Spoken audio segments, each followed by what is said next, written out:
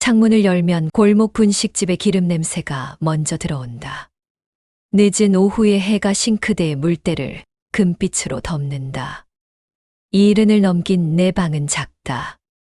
하지만 작다고 해서 채우기 쉬운 것은 아니다. 오히려 빈 공간이 더 선명하게 느껴진다. 가구 하나하나 사이의 거리가 멀어 보이고 벽과 벽 사이의 공기가 무겁게 느껴진다. 천장에서 바닥까지 내려다보는 시선이 무언가 빠뜨린 것은 없는지 확인하려는 것 같다.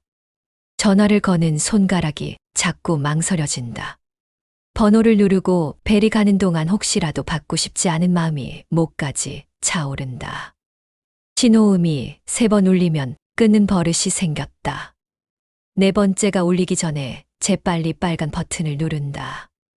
마치 그 순간이 영원히 이어질까봐 두려운 것처럼. 전화기를 내려놓고 나면 손바닥에 땀이 난다. 왜 이렇게 떨리는지 모르겠다. 예전에는 전화 거는 게 이렇게 어려운 일이 아니었는데. 지금은 전화를 걸기 전에 무슨 말을 할지 미리 연습까지 한다. 예전엔 그 아이들이 먼저 연락했다. 학원비가 모자라다, 체육복이 필요하다, 수학여행 경비를 내일 내야 한다. 급하게 입은 겨울옷 차림으로 은행에 달려가곤 했다. 통장 잔고를 확인하고 이리저리 계산해가며 돈을 마련했다. 때로는 적금을 깨기도 했고, 때로는 이웃에게 잠깐 빌리기도 했다. 나는 늘 돈과 시간을 쥐어짜냈다. 그때는 그런 연락이 귀찮기도 했다. 왜 미리미리 준비하지 않을까 싶기도 했고, 돈만 필요할 때만 연락하는 것 같아 서운하기도 했다. 하지만 그런 서운함마저 지금은 그립다. 적어도 그때는 필요한 사람이었다. 그런데 이제는 축하할 일도, 부탁받을 일도, 묻어줄 일도 없다는 듯 조용하다. 휴대폰 화면이 하루 종일 검은색이다. 가끔 스팸 문자가 와서 불빛이 깜빡일 때면 괜히 기대를 했다가 실망한다. 적립금 안내, 대출 광고, 건강보조식품 판매. 이런 것들마저 반갑게 느껴지는 내가 우습다. 누군가 나를 기억하고 있다는 증거라고 생각하려 한다. 비록 기계가 보낸 메시지일지라도 때로는 스팸 문자에 답장하고 싶은 충동이 든다. 그러면 누군가와 대화가 이어질까 싶었어. 혼자 먹는 식사는 대체로 간단하다. 달걀을 지지고 김치를 덜어 밥 위에 올린다. 젓가락이 공중에서 잠깐 멈춘다. 밥알며 자리 떨어져도 주워 넣을 사람이 없으니 천천히 움직인다. 예전에는 아이들이 흘린 밥알을 주워 먹이며 잔소리했다. 더럽다고, 바닥에 떨어진 건 안 된다고. 지금은 내가 흘려도 그냥 둔다. 누가 뭐라 할 사람도 없고 보는 사람도 없다. 자유라면 자유지만 이상하게 허전하다. 혼자 먹는 밥은 맛이 다르다. 똑같은 반찬, 똑같은 밥인데도 입안에서 느껴지는 맛이 싱겁다. 반찬통을 열면 김치 몇 조각이 남아있다. 언제 담갔는지 기억이 안 난다. 예전에는 계절마다 김치를 담갔다. 배추를 절이고 양념을 만들고 온 가족이 모여서 김치를 버무렸다. 아이들은 매워한다고 징징거렸지만 결국 다 먹었다. 지금은 마트에서 파는 작은 포장 김치를 산다. 혼자 먹기에 딱 알맞은 크기다. 하지만 그 김치에는 추억이 없다. 공장에서 만든 맛은 깔끔하지만 정이 없다.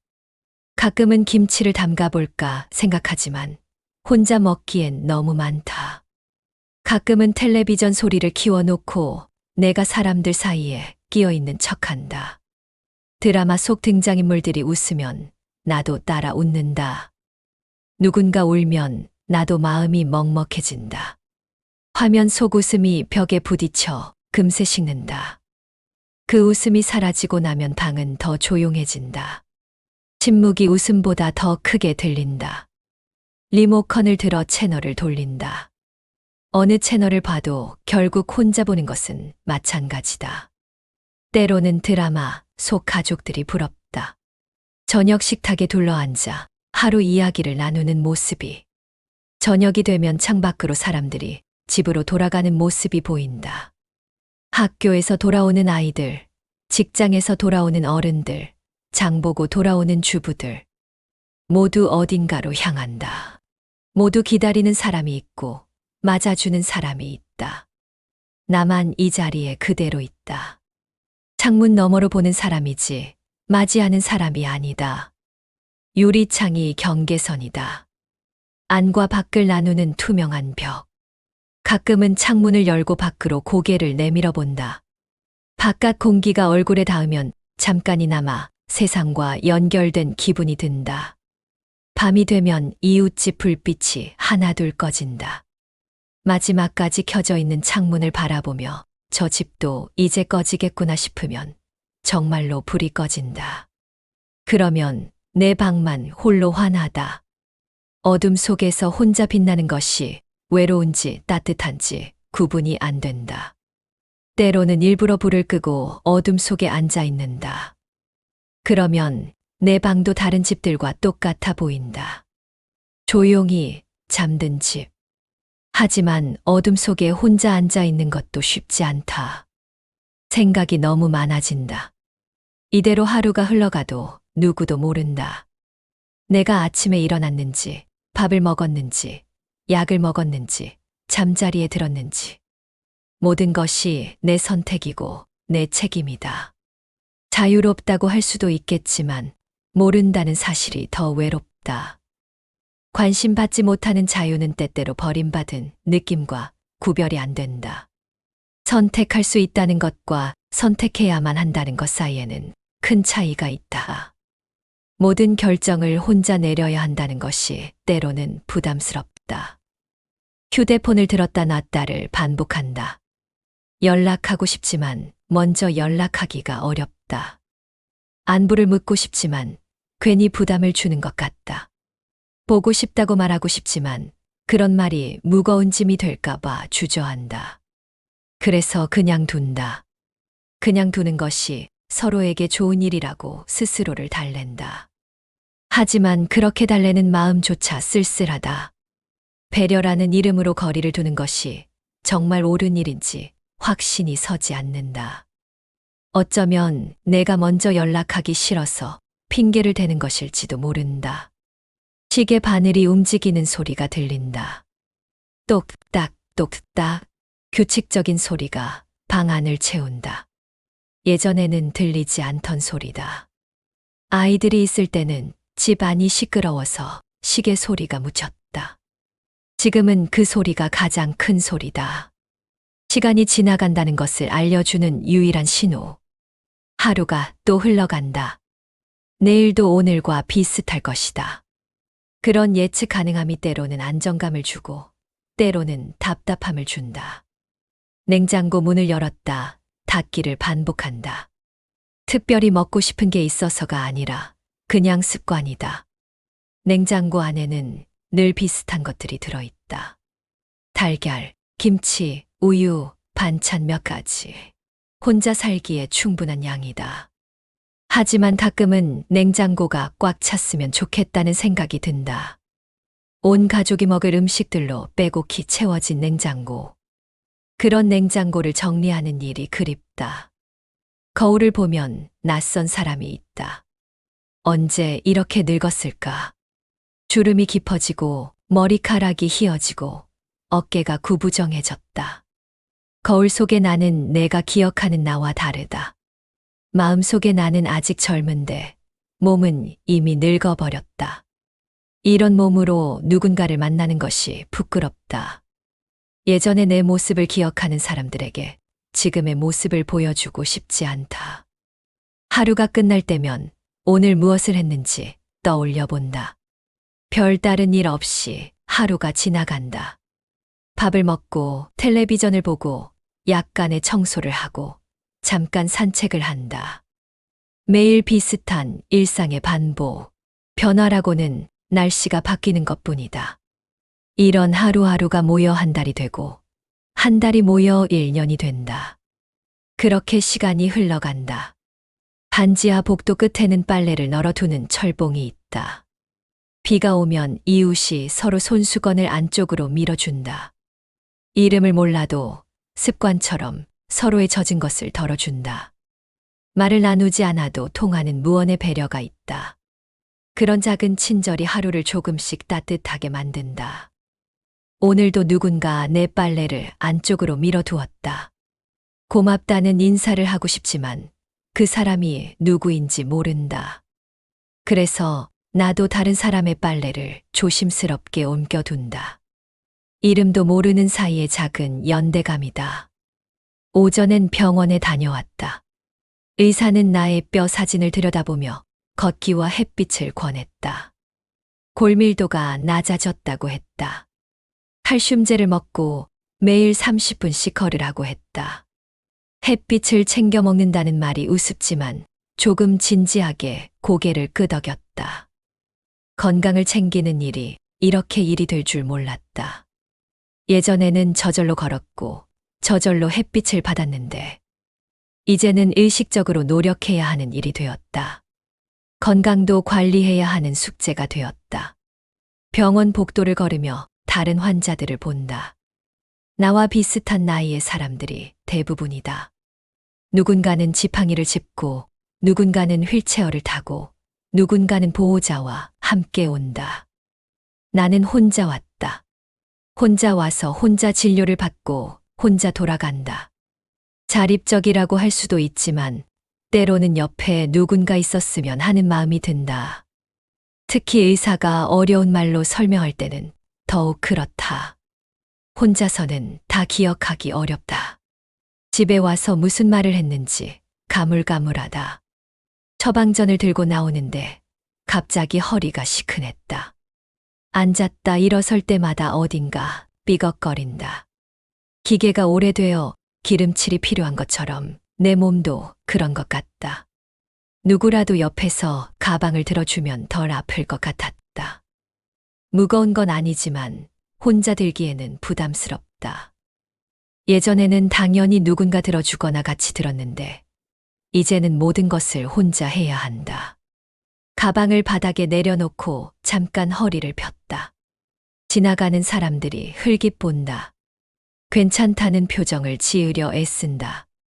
약국에서 약을 받으며 복용법을 들었다. 아침 식후, 저녁 식후, 잠들기 전.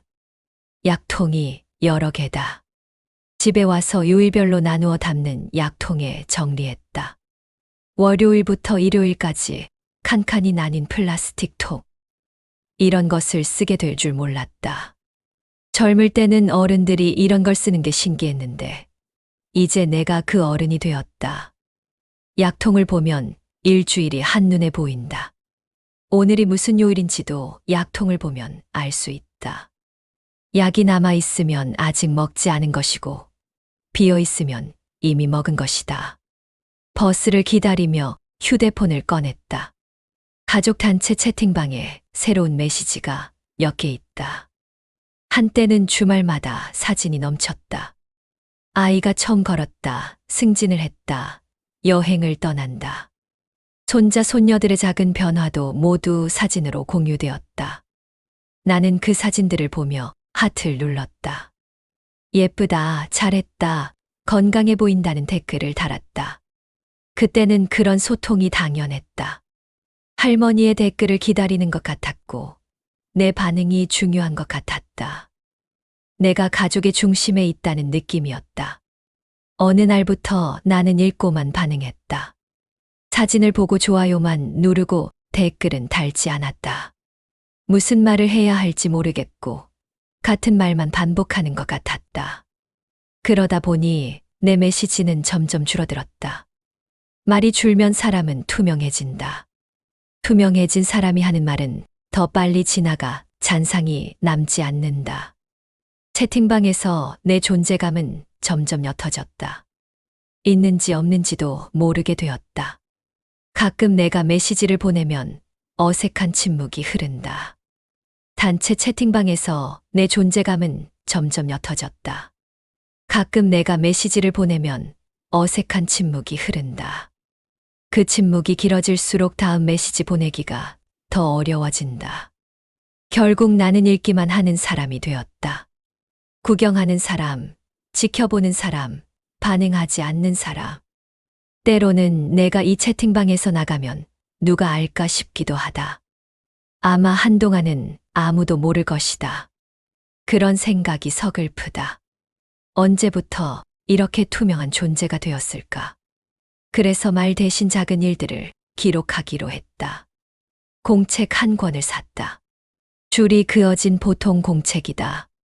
문구점에서 고르는데 어떤 걸 사야 할지 고민했다. 너무 예쁜 건 부담스럽고 너무 싼 건 금세 해질 것 같았다. 적당한 가격에 적당한 공책을 골랐다. 첫 페이지에 날짜를 적고 그날의 작은 일들을 적어본다. 걷기 몇 분, 물 한 잔, 오늘 본 하늘의 색. 어제는 구름이 많았다고 적었다. 오늘은 햇살이 따뜻했다고 적었다. 기록은 대답을 요구하지 않는다. 누군가 읽어주기를 바라지도 않는다. 그냥 내가 오늘을 살았다는 증거다. 대신 내가 나를 증명해준다. 내가 나의 유일한 독자이고 유일한 증인이다. 그래도 누군가는 알아주어야 한다고 생각했는데 그 누군가가 나일 수도 있다는 걸 뒤늦게 깨달았다. 나 자신에게 오늘을 보고하는 일. 그것도 나름의 의미가 있다. 내가 나를 챙기는 일이다. 기록을 시작한 지 일주일이 지났다. 별것 아닌 일들이지만 적고 나면 하루가 완전히 비어있지 않다는 느낌이 든다. 무언가 했고, 무언가 보았고, 무언가 느꼈다. 그것만으로도 오늘은 의미가 있다. 기록한다는 것은 기억하겠다는 의지이기도 하다. 나는 나를 기억하기로 했다. 누군가 기억해 주지 않아도 내가 기억한다. 내 삶의 증인이 되어주기로 했다. 매일 한 줄이라도 쓰려고 노력한다. 밤에 공책을 다시 펼쳐본다. 며칠 전 적은 글을 읽으면 그때의 기분이 다시 떠오른다. 아, 그날은 그랬구나. 그날의 날씨, 그날의 기분, 그날의 작은 발견들. 누군가 기억해 주지 않아도 내가 기억한다. 그것으로 충분하다고 스스로에게 말한다. 때로는 정말 그런 것 같고, 때로는 그렇지 않은 것 같다. 하지만 일단 기록은 계속한다. 오늘도 한 줄이라도 적어본다. 습관이 되면 덜 어려울 것이다. 펜을 드는 손이 예전만큼 안정적이지 않다. 글씨가 삐뚤빼뚤하다. 하지만 읽을 수는 있다. 나만 읽으면 되니까 상관없다. 예쁜 글씨를 쓰려고 애쓰지 않는다. 그냥 마음이 가는 대로 쓴다. 때로는 한 줄, 때로는 한 페이지. 분량에 얽매이지 않는다. 쓰고 싶으면 쓰고, 쓰기 싫으면 날짜만 적어둔다. 그것만으로도 오늘이 지나갔다는 증거다. 내가 여기 있었다는 증거. 어떤 날은 특별한 일이 없어서 쓸 게 없다. 그런 날에는 그냥 평범한 하루였다고 적는다. 평범함도 하나의 상태다. 특별할 필요는 없다. 매일이 특별할 수는 없으니까. 평범한 하루도 소중하다. 아무 일 없이 하루가 지나간다는 것도 감사한 일이다. 큰 아픔이나 슬픔 없이 하루를 마칠 수 있다는 것. 공책에 쓸 내용을 찾기 위해 하루를 좀 더 주의 깊게 보게 되었다.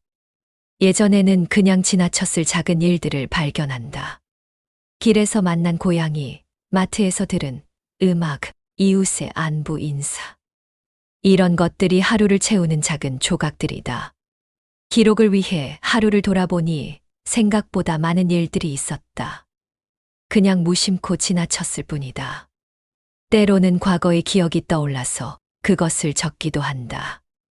오늘 먹은 미역국이 예전에 아이들에게 끓여주던 것과 비슷한 맛이었다든지, 오늘 본 꽃이 신혼집 화단에 심었던 꽃과 같은 종류였다든지, 현재와 과거가 자연스럽게 연결된다. 기억도 오늘의 일부가 된다. 과거는 사라진 게 아니라 지금 여기에 함께 있다. 공책이 점점 채워져 간다. 처음에는 빈 페이지가 부담스러웠는데 이제는 채워진 페이지들이 뿌듯하다. 내가 살아온 날들의 기록이다. 별것 아닌 것 같지만 소중하다. 누구에게 보여주기 위한 글이 아니라 나를 위한 글이다. 그래서 더 솔직하다. 꾸밀 필요도 없고 잘 쓸 필요도 없다. 그냥 있는 그대로 쓴다. 가끔 예전 일기를 쓰던 생각이 난다. 학창 시절에 방학 숙제로 일기를 써야 했다. 그때는 매일 뭔가 특별한 일이 있어야 한다고 생각했다. 없으면 장을 보러 나가던 길, 오래된 사진관 앞에서 발이 멈췄다. 쇼윈도우 한쪽에 필름 사진을 스캔해 액자로 만들어 준다는 안내문이 붙어 있었다. 가격도 적당했다. 집 서랍 어디엔가 흩어진 아이들, 어린 시절 사진들이 떠올랐다. 그 웃음, 그 눈동자, 내가 좋아하던 귀 뒤의 작은 적. 한 번도 액자에 넣어본 적 없는 사진들이 갑자기 그리워졌다. 그냥 지나칠 수도 있었지만 오늘은 왠지 들어가고 싶었다. 집으로 돌아와 서랍을 뒤져 사진을 찾았다. 앨범에 정리되지 않은 채 봉투에 담겨 있던 것들이다. 바닷가에서 찍은 사진, 생일잔치 사진, 운동회 사진. 아이들이 어렸을 때는 필름으로 사진을 찍었다. 한 장 한 장이 소중했다. 실패하면 다시 찍을 수 없어서 신중하게 셔터를 눌렀다. 그래서 그때 사진들은 모두 의미가 있다. 지금처럼 수십 장을 찍어서 하나만 고르는 게 아니었다. 찍는 순간부터 특별했다. 사진을 들여다보니 기억이 선명해진다. 이 사진을 찍던 날, 큰아들이 바닷물에 발을 담그고 깜짝 놀라며 뛰어나왔다. 차갑다고 소리를 질렀다. 둘째는 모래성 쌓기에 열중했다. 작은 바가지로 모래를 떠서 뒤집어 놓기를 반복했다. 모래성이라기보다는 모래덤이었지만 아이는 만족해했다. 그때 나는 카메라를 들고 아이들의 모든 순간을 담으려 했다. 놓치기 아까운 순간들이었다. 카메라 뒤에서 아이들을 바라보던 그 시간이 지금은 더 소중하게 느껴진다. 다른 사진도 하나씩 살펴본다.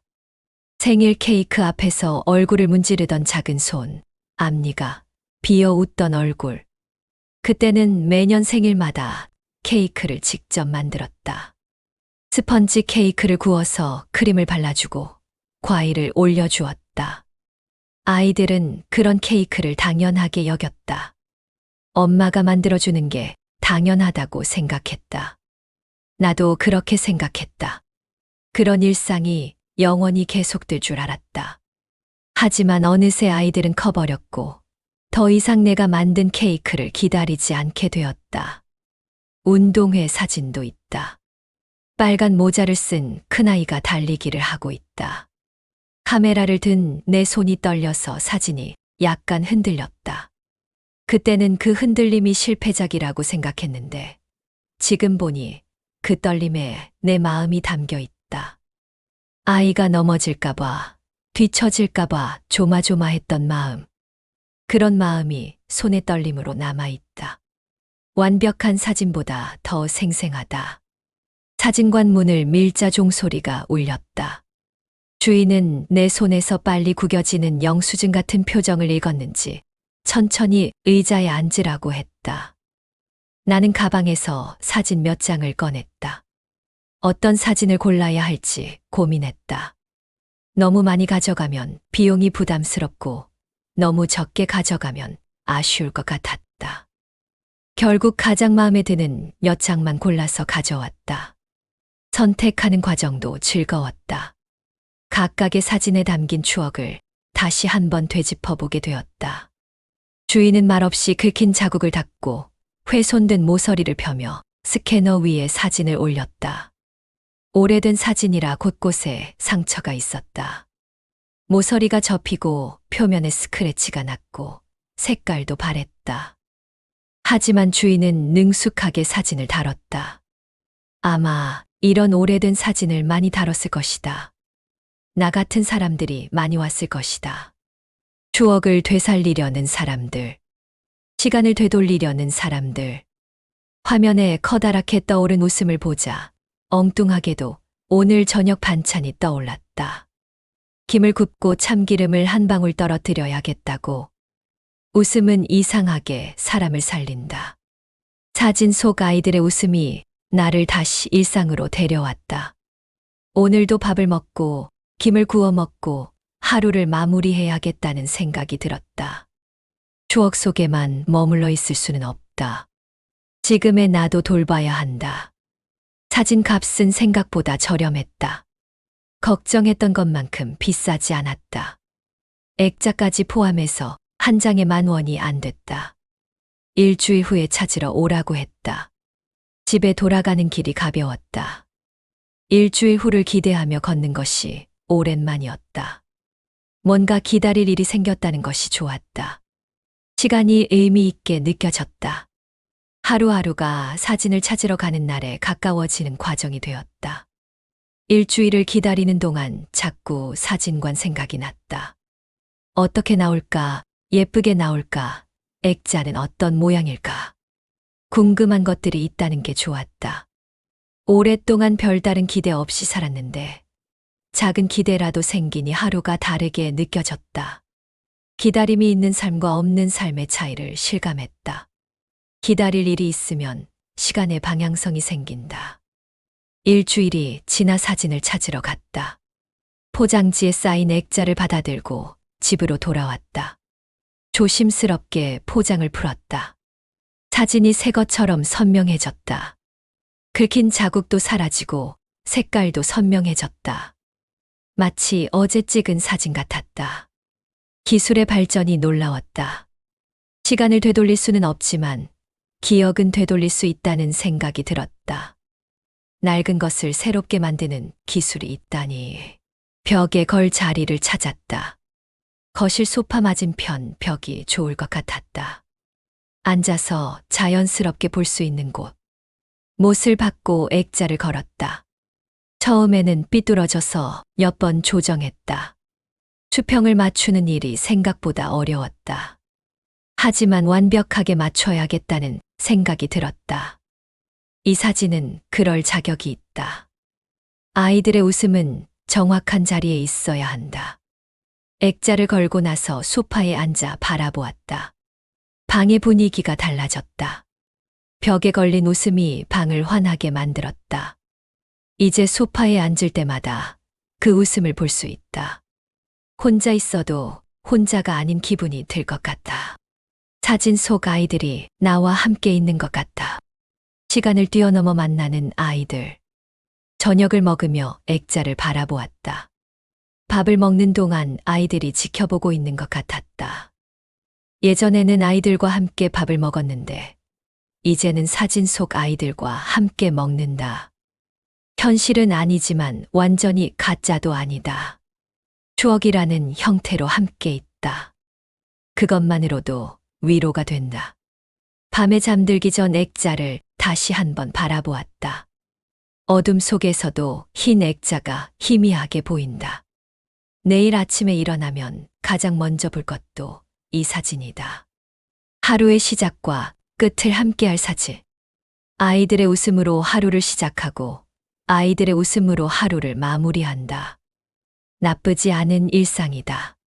다른 사진들도 액자로 만들까 생각해 본다. 하나씩 조금씩 늘려가면 벽이 추억으로 가득 찰 것이다. 그러면 집이 박물관 같아질까? 과거에만 매여 사는 건 아닐까?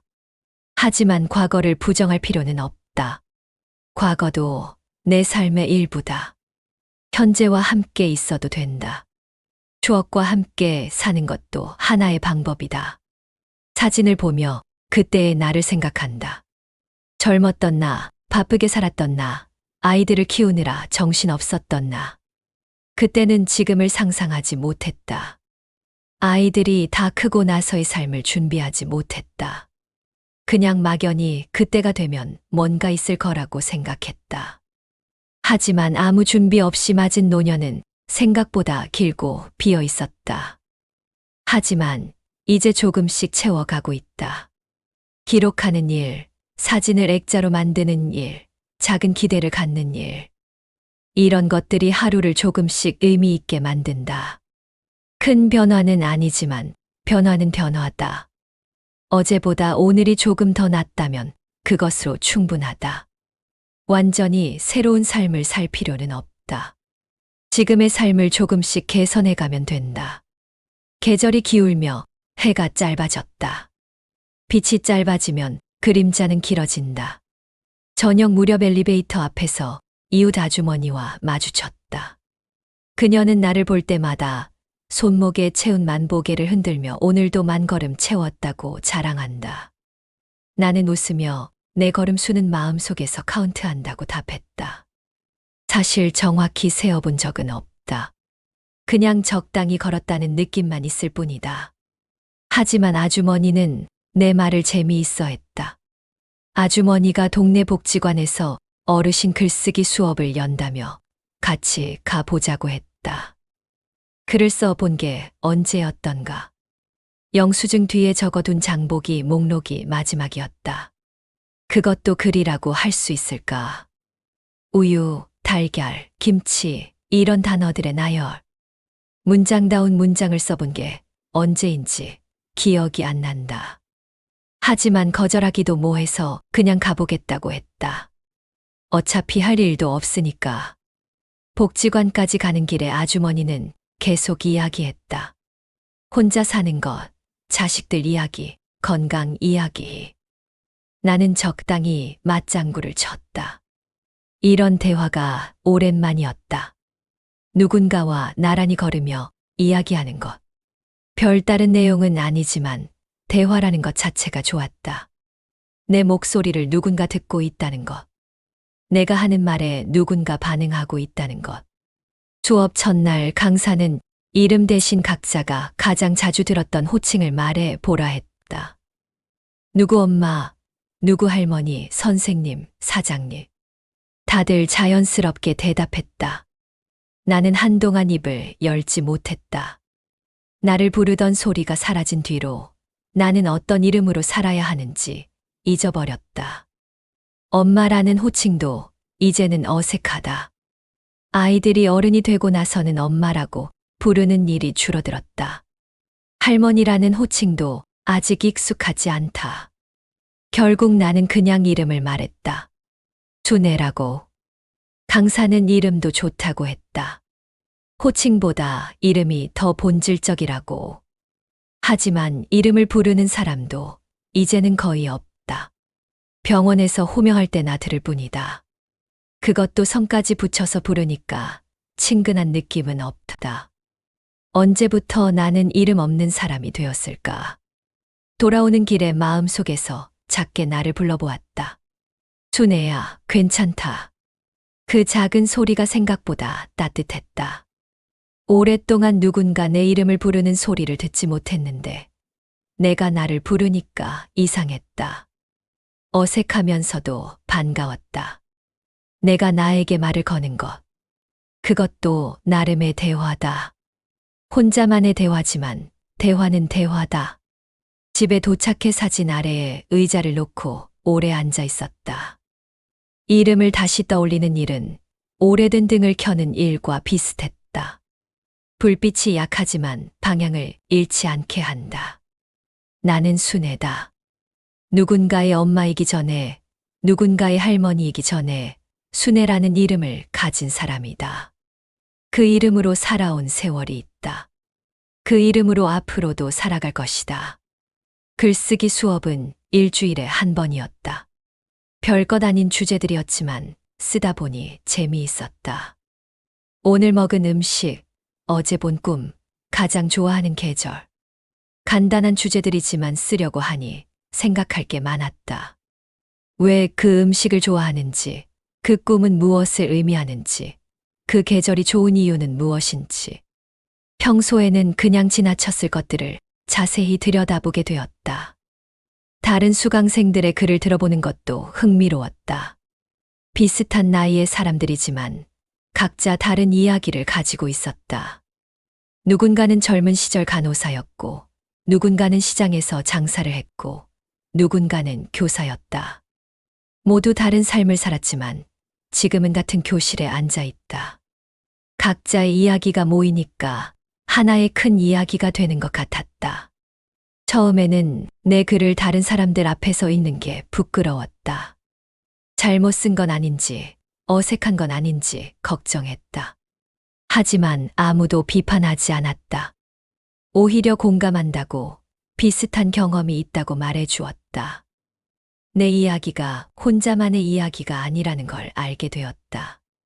다른 사람들도 비슷한 감정을 느끼며 살고 있다는 것. 글을 쓰면서 기억이 되살아났다. 까먹고 있던 일들, 묻어뒀던 감정들. 글쓰기는 기억을 발굴하는 작업이었다. 땅 속에 묻힌 보물을 찾는 것처럼 내 안에 잠들어 있던 이야기들을 꺼내는 일이었다. 그런 이야기들이 내 안에 이렇게 많이 있는 줄 몰랐다. 살아온 세월만큼 이야기가 쌓여 있었다. 어떤 날은 쓰기 싫은 날도 있었다. 특별한 이유는 없었다. 그냥 마음이 내키지 않는 날. 그런 날에는 억지로 쓰지 않았다. 강사도 쓰기 싫으면 쓰지 말라고 했다. 글쓰기는 의무가 아니라 놀이라고. 재미없으면 하지 말라고. 그런 말이 오히려 부담을 덜어주었다. 쓰고 싶을 때 쓰면 되는 것이다. 글쓰기 수업에 나가면서 옷차림에도 신경을 쓰게 되었다. 집에만 있을 때는 아무거나 대충 입었는데 사람들을 만날 일이 생기니까 좀 더 신경을 쓰게 되었다. 거울을 보고 머리도 빗고 립밤도 발라보고. 작은 변화지만 변화는 변화였다. 나를 돌보는 일에 조금 더 관심을 갖게 되었다. 수업이 끝나고 집에 오는 길의 동네를 다시 보게 되었다.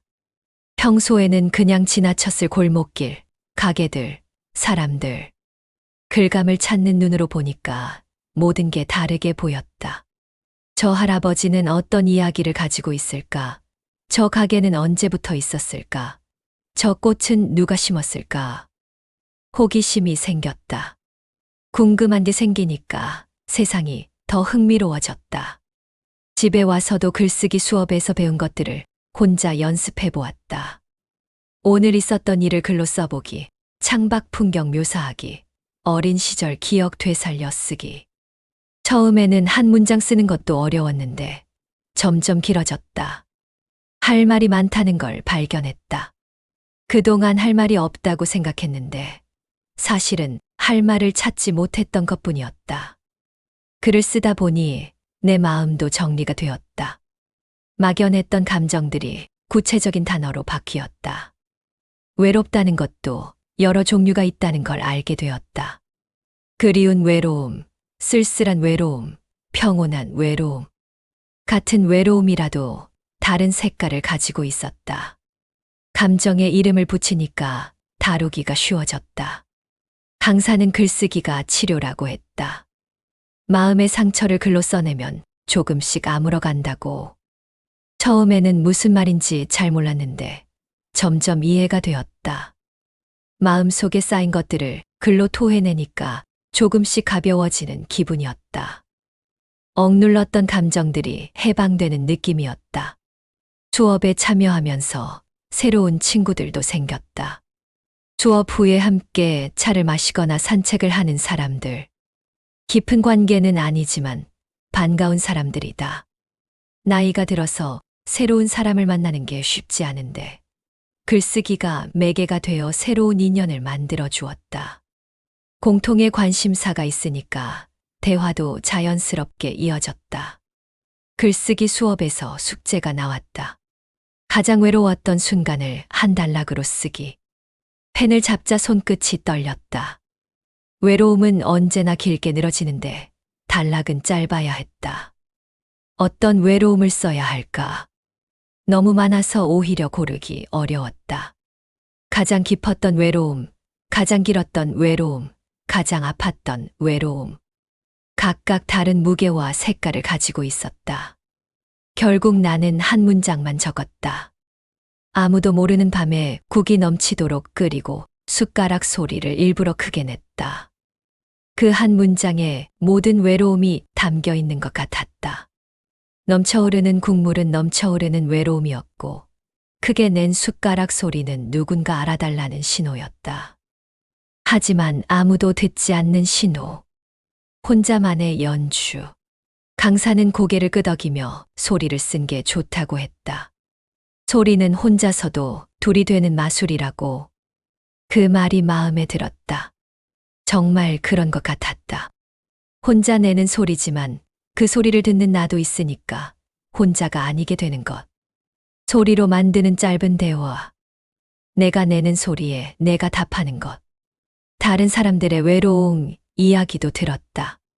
각자 다른 모양의 외로움이었다. 남편을 떠나보낸 후의 외로움, 자식들이 멀리 간 후의 외로움, 병원에서 혼자 수술을 받았던 외로움.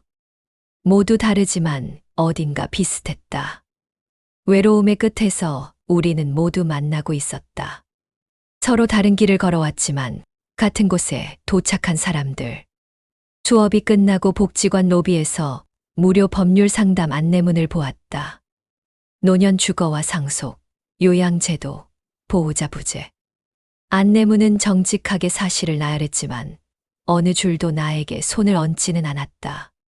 차가운 정보들이었다. 필요한 정보이지만 위로는 되지 않는 글들. 현실을 직시하게 하는 글들이었다. 나도 언젠가는 그런 도움이 필요할 날이 올 것이다. 안내문을 보고 있으니 미래가 불안해졌다. 혼자 늙어가는 것에 대한 막연한 두려움. 아프면 누가 돌봐줄 것인가?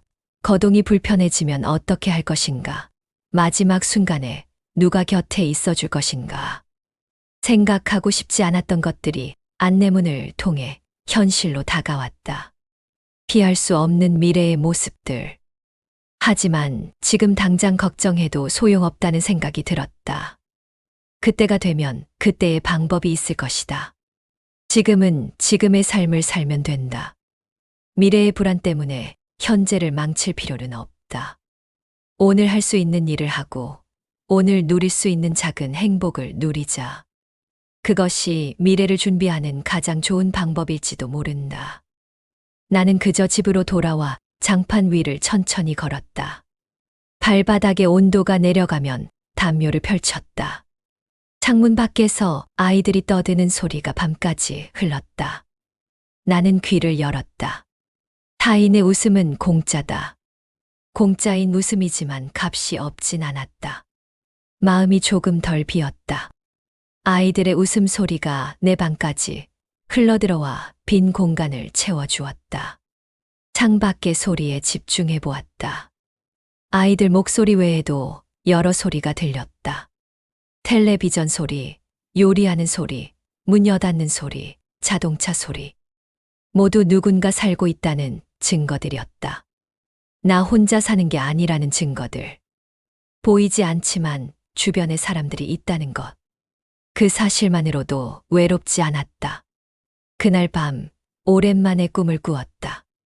꿈에서 나는 바닷가를 걸었고 멀리서 애들이 손을 흔들었다. 달려가려는데 모래가 발목을 붙잡아 자꾸 느려졌다. 느린 발걸음에도 이상하게 숨이 차지 않았다. 오히려 천천히 걷는 것이 좋았다. 서두를 필요가 없다는 걸 꿈에서 깨달았다. 아이들도 기다려주고 있었다. 달려가지 않아도 사라지지 않았다. 꿈에서 깨어나니 아침이었다. 꿈의 여운이 남아 있었다. 바닷가의 모래 감촉, 아이들의 웃음소리, 따뜻한 햇살. 현실이 아니었지만 현실만큼 생생했다. 꿈도 나름의 선물이구나 싶었다. 잠들어 있는 동안 내 무의식이 나에게 주는 선물. 그리운 사람들과 만날 수 있는 유일한 공간. 일어나서 창문을 열었다. 바람이 들어와 방 안을 돌았다. 신선한 공기가 폐 깊숙이 들어갔다. 몸이 깨어나는 느낌이었다. 오늘도 새로운 하루가 시작된다. 어제와 비슷할 수도 있고 조금 다를 수도 있다. 어떤 하루가 될지는 내가 어떻게 만들어가느냐에 달려 있다. 아침 식사를 하며 오늘 할 일을 생각해 보았다. 글쓰기 수업 숙제를 다시 읽어보기, 산책하기, 기록 쓰기. 특별한 일은 아니지만 나름의 의미가 있는 일들이다. 하루를 채우는 작은 활동들. 이런 것들이 쌓여서 일상이 만들어진다. 평범하지만 소중한 일사. 복지관에서 만난 사람들 생각이 났다. 글쓰기 수업에서 만난 사람들. 각자 다른 이야기를 가지고 있지만 한 교실에서 만나는 사람들. 나와 비슷한 시간을 살아온 사람들. 그런 사람들과 함께 무언가를 한다는 것이 좋았다. 혼자가 아니라는 느낌. 점심 후에 짧은 산책을 했다. 의사가 권한 대로 햇빛을 받으며 걷기. 처음에는 의무감으로 시작했는데 이제는 즐거움이 되었다. 걸으면서 동네의 변화를 관찰하는 재미가 생겼다. 새로 생긴 가게, 사라진 가게, 계절에 따라 바뀌는 풍경. 매일 같은 길을 걸어도 늘 새로운 발견이 있다. 오늘은 길에서 고양이를 만났다. 담벼락 위에 앉아서 졸고 있는 회색 고양이. 내가 지나가니까 눈을 살짝 떴다가 다시 감았다. 경계하지 않는 모습이 평화로워 보였다.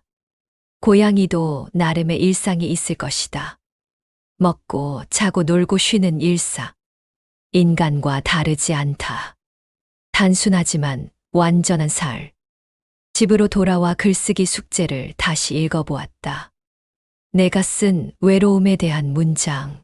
짧지만 내 마음이 담겨 있는 문장. 다른 사람들이 읽으면 어떤 생각을 할까? 공감할까? 이해할까? 궁금했다. 내 이야기가 다른 사람에게 어떻게 전해질지. 저녁에는 텔레비전 대신 라디오를 켰다. 오래된 가요가 흘러나왔다. 젊은 시절 들었던 노래였다. 가사를 따라 부르며 그때를 떠올렸다. 그때의 나, 그때의 꿈, 그때의 살아. 모든 것이 생생했던 시절. 지금과는 다른 무게의 시간들. 가볍고 빨랐던 시간들. 노래를 들으며 춤을 추고 싶어졌다. 아무도 보지 않으니까 괜찮다. 거실에서 혼자 몸을 흔들어 보았다. 어색했지만 기분이 좋았다. 몸이 기억하고 있는 리듬이 있었다. 나이가 들어도 사라지지 않는 것들이 있다. 음악에 맞춰 몸을 움직이고 싶은 마음. 그런 마음은 나이와 상관없다. 밤이 깊어갈수록 하루를 정리하는 시간이 왔다. 오늘도 무사히 하루를 보냈다. 특별한 일은 없었지만 나름대로 의미 있는 하루였다. 꿈을 꾸고 바람을 쐬고 고양이를 만나고 노래를 들었다. 작은 일들이지만 내 하루를 구성하는 소중한 조각들이다. 공책에 오늘의 기록을 남겼다. 꿈 이야기, 산책에서 만난 고양이, 라디오에서 들은 노래. 별것 아닌 것 같지만 내겐 충분히 의미 있는 일들이다. 이런 작은 일들이 모여서 내 삶을 만든다. 거창하지 않아도 된다. 소소해도 괜찮다. 나만의 속도로 나만의 하루를 만들어가는 것. 겨울이 시작되기 전 관리사무소에서 난방 점검을 하러 왔다. 젊은 직원이 보일러를 살피다가 오래된 배관을 가리켰다. 잠깐 고쳐야 한다며 창문을 활짝 열었다. 찬 공기가 쏟아져 들어왔다. 나는 겉옷을 더 여미며 묘한 안도감을 느꼈다. 차갑게 식은 방은 외로움을 숨기지 않는다. 그래서 오히려 솔직해 보였다. 숨기려 애쓰던 것을 더 이상 숨기지 않아도 되는 느낌이었다. 직원은 능숙하게 배관을 교체했다. 나는 구석에 앉아서 그 모습을 지켜보았다. 누군가 내 집에서 일하는 모습을 보는 것이 오랜만이었다. 집에 사람이 있다는 것, 목소리가 들린다는 것. 그것만으로도 집이 살아있는 느낌이었다. 평소에는 너무 조용한 집이 잠깐이나마 활기를 띠었다. 일하는 소리, 도구 부딪히는 소리, 사람의 숨소리. 수리가 끝나고 직원이 돌아간 후 집은 다시 조용해졌다. 하지만 완전히 예전 같지는 않았다. 뭔가 바뀐 것이 있었다. 새로운 배관, 개선된 난방, 그리고 누군가 이 집을 돌봤다는 흔적. 작은 변화지만 의미가 있었다. 내가 사는 곳이 관리받고 있다는 느낌. 완전히 잊혀진 곳이 아니라는 안정감.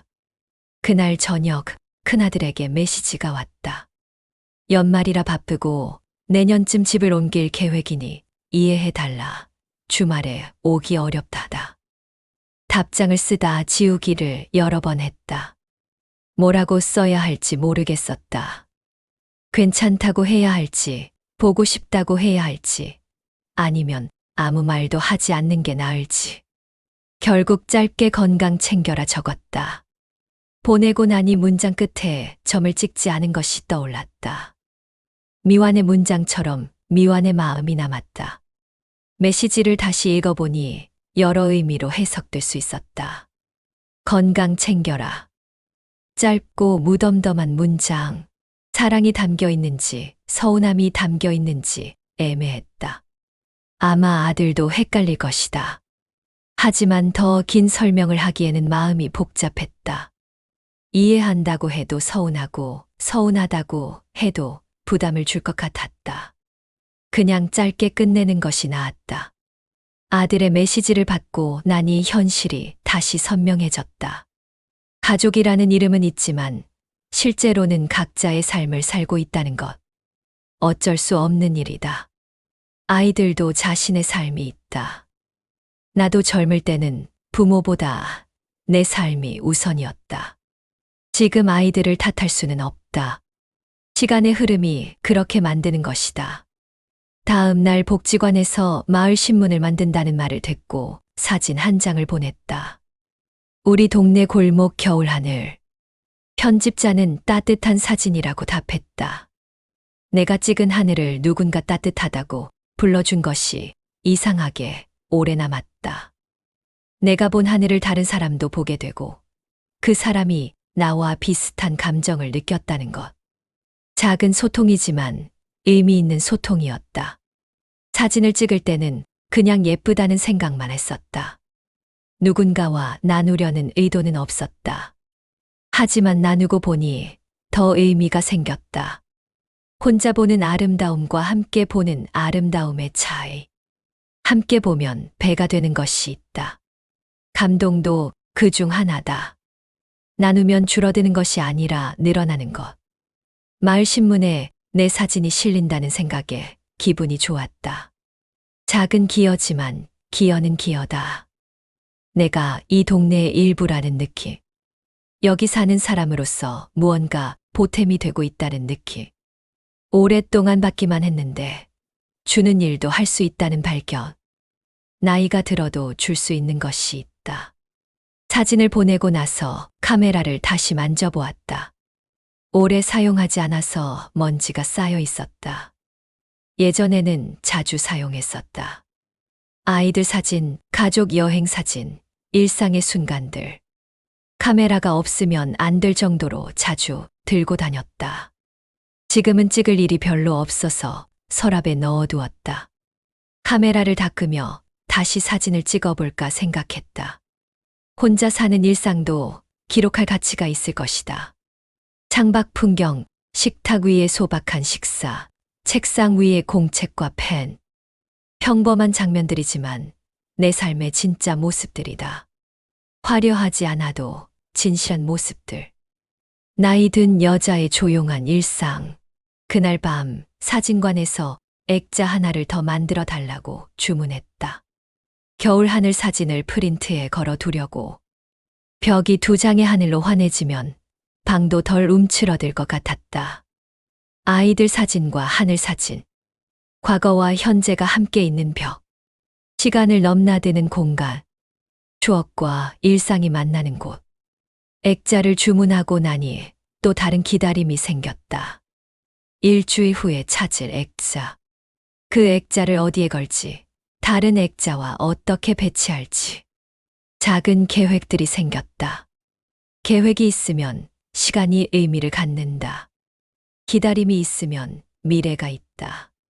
작은 미래라도 미래는 미래다. 겨울 준비를 하며 작년 겨울을 떠올렸다.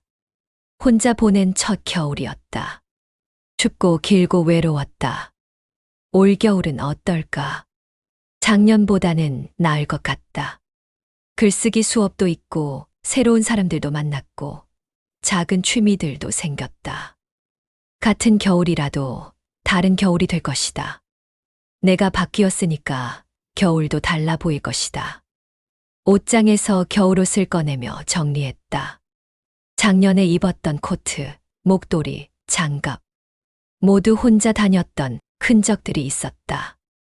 올겨울은 이 옷들과 함께 새로운 장소들을 갈 것이다. 복지관, 사진관, 동네 곳곳. 작년보다 조금 더 멀리, 조금 더 자주. 겨울도 활용하기 나름이다.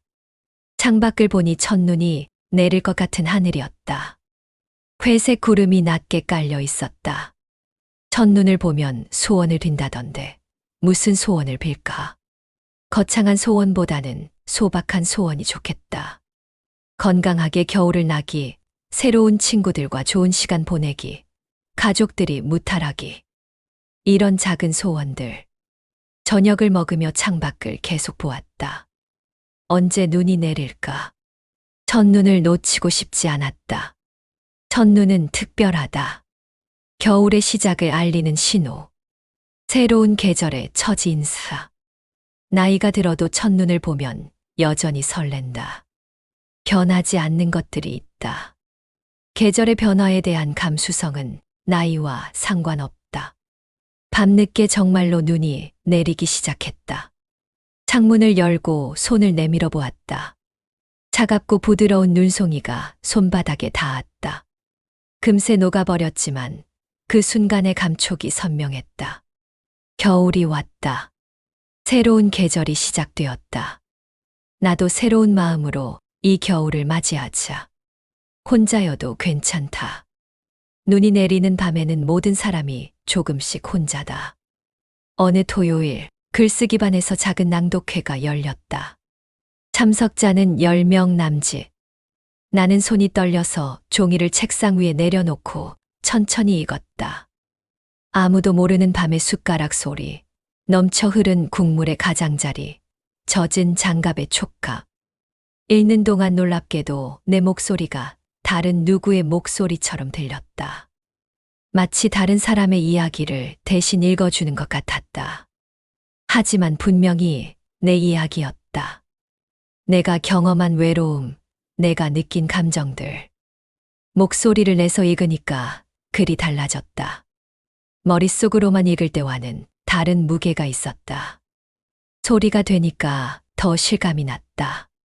내 외로움이 공기를 타고 다른 사람들에게 전해지고 있었다. 부끄럽기도 했지만 시원하기도 했다. 혼자만 단직했던 감정을 밖으로 내보내는 일. 용기가 필요한 일이었다. 끝나자 박수가 났다. 예의상 치는 박수가 아니라 진심이 담긴 박수였다. 눈빛에서 알 수 있었다. 공감하는 눈빛, 이해하는 눈빛, 위로하는 눈빛. 내 이야기가 다른 사람들에게 닿았다는 증거였다. 혼자만의 이야기라고 생각했는데 사실은 우리 모두의 이야기였다. 누구나 그런 밤을 보낸 적이 있었다. 누군가 말했다. 비슷한 밤을 살았다며 내 문장을 읽고 자기 방이 덜 춥다고. 그 말이 가슴에 박혔다. 내 글이 누군가에게 작은 위로가 되었다는 것. 내가 쓴 글이 다른 사람의 외로움을 조금이라도 덜어주었다는 것. 이보다 더 큰 보람이 있을까? 글쓰기를 시작한 이유를 찾은 것 같았다. 다른 사람들의 낭독도 들었다. 각자의 이야기가 모두 달랐지만 어딘가 통하는 부분이 있었다. 나이 들에 대한 이야기, 가족에 대한 그리움, 건강에 대한 걱정, 하루하루를 버텨내는 이야기. 우리는 서로 다른 삶을 살았지만 비슷한 감정을 나누고 있었다. 같은 시대를 살아온 사람들의 공통된 감수성. 낭독회가 끝나고 함께 차를 마셨다. 평소보다 대화가 깊어졌다. 글을 나누고 나니까 마음도 더 가까워진 것 같았다. 서로의 속마음을 들었으니까 어색할 법도 한데 오히려 편해졌다. 솔직함이 거리를 좁혀주었다. 나이가 들어서 새로운 친구를 사귀는 것이 쉽지 않은데 그리 매개가 되어 새로운 인연들이 생겼다. 집에 돌아오는 길, 바닥에 떨어진 귤 껍질이 길게 말려 있었다. 한때 연말이면 귤 상자가 현관에 쌓이곤 했다. 상자를 보낸 사람과 받은 사람 모두가 가까웠다. 지금은 내 손이 내게 귤을 깎아준다. 그 사실이 서글프기보다 기특하게 느껴졌다. 내가 나를 돌보는 일도 나름의 의미가 있다. 자립이라는 이름으로 집에 와서 귤을 하나 까먹었다. 능숙하지 않지만 껍질이 한 줄로 길게 이어졌다. 나는 그 껍질을 원처럼 말아 접시에 올려두었다. 이상하게도 작은 장식 같았다. 쓸모없는 것이 아름다운 것이 되는 순간, 보는 관점에 따라 쓰레기도 예술이 될 수 있다. 일상의 작은 발견. 그 원 안에 나를 세워본다. 끊어지지 않고 이어지는 선. 우리 사이의 선도 언젠가 다시 이어질까? 확신은 없지만 원의 모양만큼은 분명했다. 시작으로 돌아가는 길이 있다는 뜻이니까. 완전히 끊어진 것이 아니라 잠시 멀어진 것뿐일지도 모른다. 원은 희망의 모양이기도 하다. 낭독회에서 만난 사람들 생각이 났다. 그를 통해 마음을 나눈 사람들. 각자의 외로움을 꺼내 보이고 서로 위로해 준 사람들. 그런 만남이 있다는 것이 얼마나 소중한지 새삼 깨달았다. 나이가 들어서도 새로운 인연을 만날 수 있다는 것. 끝이 아니라 시작일 수도 있다는 것. 글쓰기를 시작하면서 내 안에 숨어 있던 목소리를 찾았다. 오랫동안 잠들어 있던 목소리. 누군가에게 무언가를 전하고 싶어 하는 목소리. 들어달라고 하는 목소리. 그 목소리가 다시 깨어나고 있었다. 낭독회에서 그 목소리를 처음 세상에 내보냈다. 떨렸지만 후회하지 않는다. 다음 글은 무엇을 써볼까 생각해 보았다. 오늘의 낭독회 이야기, 귤 껍질로 만든 원 이야기, 새로 만난 사람들 이야기. 쓸 이야기가 점점 많아지고 있다. 예전에는 별일 없는 하루라고 생각했는데 자세히 보니 이야기로 가득했다. 관점이 바뀌니까 세상도 달라 보였다. 집에 있는 시간이 외롭지 않게 되었다. 혼자 있어도 할 일이 있고 생각할 일이 있고 쓸 일이 있다. 시간이 빈다고 느끼지 않는다. 오히려 시간이 부족하다고 느낄 때가 있다. 하루가 이렇게 빨리 지나갈 줄 몰랐다. 몰입할 수 있는 일이 있으니까 시간이 달라졌다. 저녁을 먹으며 오늘 하루를 정리해 보았다. 낭독회에서 내 글을 읽은 것, 다른 사람들의 글을 들은 것, 함께 차를 마시며 나눈 대화, 집에 와서 깐 귤과 만든 원. 하나하나가 의미 있는 순간들이었다. 이런 하루가 쌓여서 한 달이 되고, 한 달이 모여서 1년이 된다. 의미 없는 시간은 없다. 밤에 다시 귤 껍질로 만든 원을 보았다. 말라서 조금 오므라들었지만 여전히 원의 모양을 유지하고 있었다. 시간이 지나도 변하지 않는 것이 있다. 형태는 조금 바뀔 수 있지만 본질은 그대로인 것. 사랑도 그런 것 같다. 형태는 바뀔 수 있지만 본질은 변하지 않는다. 다음 주 글쓰기 수업에서는 무엇을 쓸까? 오늘의 낭독회 경험을 써볼까? 처음으로 내 글을 남들 앞에서 읽은 경험. 떨렸던 마음, 박수 받았을 때의 기분, 누군가의 공감을 받았을 때의 감동. 그런 순간들을 글로 남겨두고 싶다. 기억이 흐려지기 전에. 창밖을 보니 눈이 그쳤다. 하얀 눈이 지붕 위에 쌓여 있었다. 깨끗하고 조용한 풍경이었다. 내일 아침이면 사람들이 다니면서 발자국이 찍힐 것이다.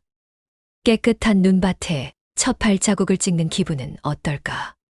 새로운 시작의 느낌일 것이다. 아무도 가지 않은 길을 처음 걷는 기분. 잠들기 전에 공책에 오늘의 기록을 남겼다. 낭독회, 박수, 공감, 귤껍질원, 새로운 친구들. 오늘은 평소보다 쓸 게 많았다. 특별한 하루였다. 하지만 특별함이 저절로 온 것은 아니다. 내가 글쓰기 수업에 나가고 낭독회에 참여하고 사람들과 소통했기 때문이다. 노력한 만큼 얻는 것이 있다.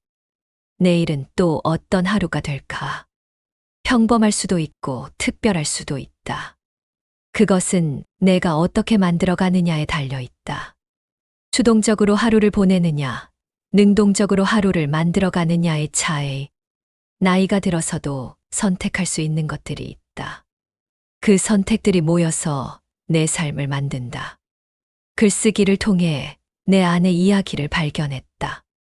그 이야기들을 다른 사람과 나누는 기쁨도 알았다. 혼자만의 이야기라고 생각했는데 공유할 수 있는 이야기였다. 나눌수록 커지는 것이 있다. 기쁨도 그렇고 위로도 그렇고 희망도 그렇다. 나누면 반이 되는 것이 아니라 배가 되는 것들. 귤껍질 원을 다시 한번 보며 잠자리에 들었다. 작은 원이지만 큰 의미를 담고 있는 것 같았다. 연결, 순환, 회귀, 희망. 한 개의 귤껍질이 이렇게 많은 것을 상징할 수 있다니. 일상의 작은 것들에서 큰 의미를 찾는 능력. 그것이 나이가 들면서 생긴 새로운 능력인지도 모른다. 꿈에서도 낭독회가 나올까? 내 목소리로 내 이야기를 읽는 꿈. 사람들이 박수 쳐주는 꿈. 귤껍질로 큰 원을 만드는 꿈. 어떤 꿈이든 좋다. 좋은 하루의 끝에는 좋은 꿈이 따라온다. 내일 아침에 일어나면 오늘의 감동이 어떻게 남아있을까? 분명히 무언가는 남아있을 것이다. 마음에 새겨진 따뜻함들이. 연말 새벽 벽의 액자들이 희미하게 빛났다. 아이들 웃음과 겨울 하늘이 나란히 걸렸다. 나는 탁상 시계를 고쳐 앉히고 주전자를 올렸다. 뜨거운 물에서 김이 올라오자 손을 녹이며 마음속으로 천천히 세어보았다. 나를 부르는 작은 이름, 내가 나에게 건네는 안부, 오늘의 걸음수, 글 한 단락, 사진 한 장. 이런 것들이 내 하루를 만드는 작은 조각들이었다. 눈에 띄지 않지만 소중한 것들. 문틈으로 신문이 들어왔다. 봉투 하나가 함께였다. 발신인은 둘째였다. 손글씨로 짧게 적혀 있었다. 엄마, 다음 달에 잠깐 들를게. 마음 아프게 해서 미안해. 편지를 덮고 한참을 앉아 있었다. 울지 않으려 했는데 눈물이 먼저 앓았다. 그동안 참았던 마음이 한꺼번에 쏟아졌다. 서운함, 그리움, 외로움, 그리고 안도감까지. 편지를 다시 읽어보았다. 짧은 글이지만 진심이 느껴졌다. 마음 아프게 해서 미안하다는 말에서 아이도 나름의 고민이 있었다는 걸 알 수 있었다. 연락하지 않은 것이 무관심 때문이 아니라 어떻게 해야 할지 몰라서였을 수도 있다. 어른이 된 자식과 늙은 부모 사이에 적당한 거리 찾기. 쉽지 않은 일이다. 다음 달에 온다고 했다. 얼마나 오랜만인가. 몇 달 만에 듣는 반가운 소식이었다. 무엇을 준비해야 할까? 좋아하던 음식을 만들어야겠다. 예전에 자주 해주던 그 음식들. 지금도 만들 수 있을까? 손맛이 예전 같을까? 걱정이 되지만 기대도 된다. 오랜만에 누군가를 위해 음식을 준비하는 일. 나는 주전자의 김을 바라보며 그동안 나를 붙들어 준 것들을 떠올렸다. 이름을 잃지 않으려는 연습, 혼자라도 내는 숟가락 소리, 누군가의 따뜻하다는 한마디, 다시 걸은 골목의 햇빛. 아이들이 오지 않아도 나는 하루를 채웠다. 그리고 언젠가 문이 열리면 나는 서두르지 않고 천천히 일어나 맞을 것이다. 기다림이 내 삶을 비우지 않았다는 표정으로. 기다림의 시간이 헛되지 않았다는 걸 이제야 안다. 그 시간 동안 나는 나를 다시 찾았다. 순애라는 이름을 되찾았고, 내 목소리를 되찾았고, 내 이야기를 되찾았다. 누군가의 엄마이기 전에 나라는 사람이 있다는 것을 기억했다. 그 기억이 나를 지탱해 주었다. 글쓰기 수업에서 만난 사람들을 생각한다. 각자의 외로움을 나누고 서로를 위로해 준 사람들. 낭독회에서 박수 쳐준 사람들. 그들이 있어서 내가 혼자가 아니라는 걸 깨달았다. 가족이 아니어도 마음을 나눌 수 있는 사람들이 있다. 새로운 형태의 가족, 선택한 가족이라고 할 수 있을까? 사진관에서 만든 액자들을 다시 본다. 아이들의 어린 시절과 내가 찍은 겨울 하늘. 과거와 현재가 함께 있는 벽. 시간을 넘나드는 공간. 추억과 일상이 만나는 곳. 이 사진들이 나에게는 큰 위로가 되었다. 혼자 있어도 혼자가 아닌 기분을 만들어 주었다. 복지관에서 보낸 하늘 사진도 생각난다. 마을 신문에 실린 내 사진. 작은 기여지만 의미 있는 기여였다. 내가 이 동네의 일부라는 느낌을 주었다. 받기만 하는 사람이 아니라 주는 사람이 될 수도 있다는 발견. 나이가 들어도 할 수 있는 일들이 있다. 공책에 매일 써온 기록들도 소중하다. 별것 아닌 일상의 조각들이지만 모이고 보니 하나의 이야기가 되었다. 내 삶의 증언로. 누군가 기억해 주지 않아도 내가 기억하는 내 이야기. 그 이야기가 쌓여서 지금의 나를 만들었다. 기록하는 습관이 나를 돌보는 하나의 방법이었다. 귤 껍질로 만든 원도 아직 그 자리에 있다. 조금 말랐지만 여전히 원의 모양을 유지하고 있다. 끊어지지 않고 이어지는 선. 시작으로 돌아가는 길이 있다는 상징. 그 원이 내게 희망을 주었다. 완전히 끊어진 것은 없다는 믿음을. 아침이 되면 둘째에게 답장을 써야겠다. 무슨 말을 할까? 보고 싶었다고, 기다리고 있었다고, 건강하게 오라고. 너무 감정적이지 않게, 부담 주지 않게, 하지만 진심을 담아서.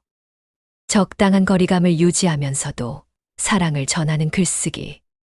나이가 들어서 배우는 새로운 기술이다. 오늘부터 집 정리를 시작해야겠다. 아이가 오기 전에 깨끗하게 치우고 좋아하던 음식도 연습해보고 새로운 이야기도 준비해야겠다.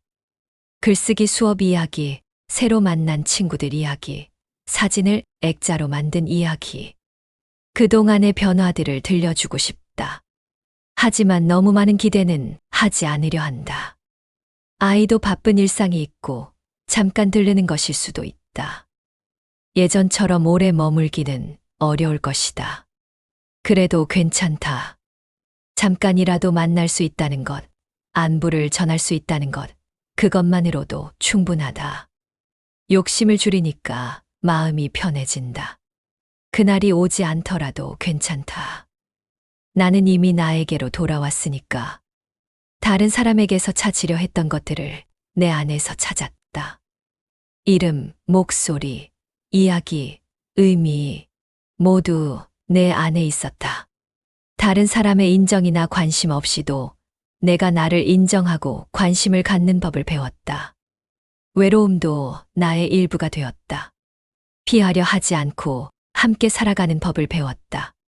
외로움이 나쁜 것만은 아니라는 것도 알았다. 외로움이 있어야 고독도 있고, 고독이 있어야 성찰도 있다. 나이가 들면서 얻는 지혜 중 하나다. 새로운 1년이 시작된다. 작년과는 다른 마음으로 맞이하는 새해. 혼자라는 사실은 변하지 않지만 혼자에 대한 느낌이 달라졌다. 외롭기만 한 것이 아니라 자유롭기도 하고 쓸쓸하기만 한 것이 아니라 평화롭기도 하다.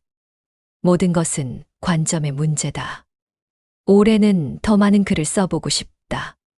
내 이야기를 더 깊이 파보고 싶다. 다른 사람들과도 더 많이 나누고 싶다. 사진도 더 많이 찍어보고 싶다. 일상의 아름다운 순간들을 놓치지 않고 기록하고 싶다. 작은 계획들이지만 내게는 큰 의미가 있는 계획들이다. 창밖을 보니 해가 뜨고 있다.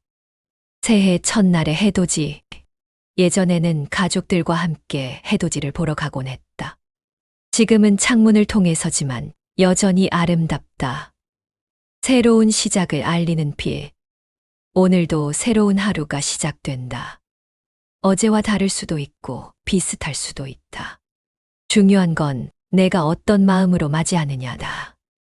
나는 이미 나에게로 돌아왔다. 길을 잃었다가 다시 찾은 것이 아니라 처음부터 내 안에 있던 길을 발견한 것이다. 그 길 위에서 나는 계속 걸어갈 것이다. 혼자여도 괜찮다. 나에게는 나라는 가장 믿을 만한 동반자가 있으니까.